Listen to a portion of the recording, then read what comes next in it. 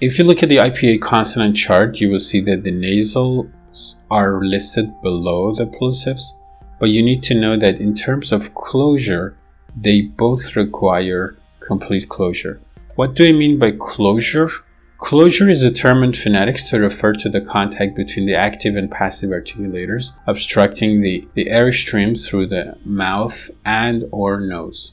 So when you say complete closure, you mean that both of the articulators touch each other and they entirely block the flow of air. So this is how nasals are similar to plosives.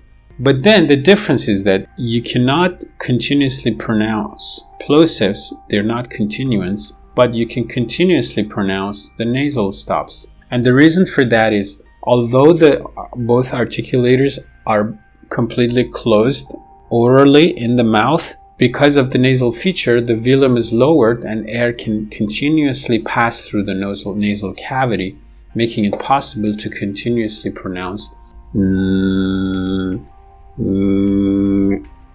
Nasals fall under the bigger phonetic classification of frictionless continuants, and the reason for that is they can be continuously pronounced.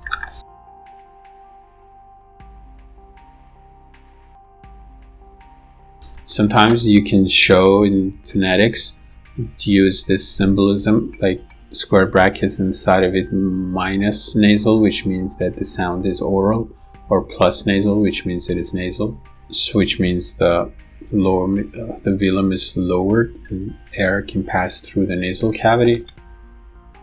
Nasal is a term to describe membership in a phonetic classification of speech sounds on the basis of manner of articulation, and it refers to sounds produced while the soft palate or velum is lowered to allow an audible escape of air through the nose while having complete closure of both active and passive articulators. So note that this process, that is opening of the nasal cavity, takes place both for nasalized vowels and nasal consonants. Nasals or nasal consonants or nasal stops may be used sometimes with a capital N or an NAS.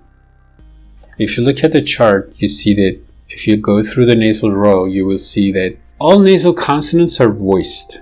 This is why when you talk about nasals, usually you don't have to mention that it is voiced. So of course you can say that the sound m, it was a voiced bilabial nasal, but you can also call it simply a bilabial nasal. So when you speak about nasal stops, it's taken for granted that they're always voiced. Spanish is famous for its N with a tilde on top of it, which stands for the palatal nasal, ñe. It occurs very commonly in Spanish words. For example, the word niño. Niño.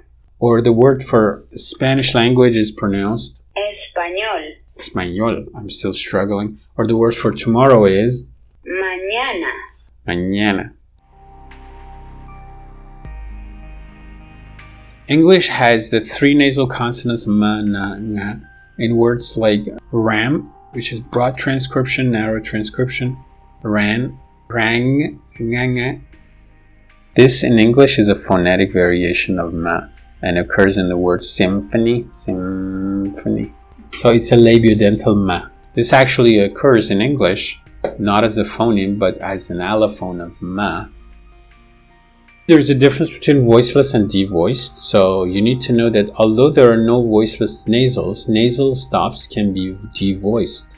For example, the nasal stops ma and na in words small and snooze in English are devoiced due to progressive assimilation to the previous voiceless alveolar fricative. So the word small, the ma, although it's a voiced bilabial nasal, loses its voicing and becomes devoiced due to the influence of sa, which is a voiceless fricative.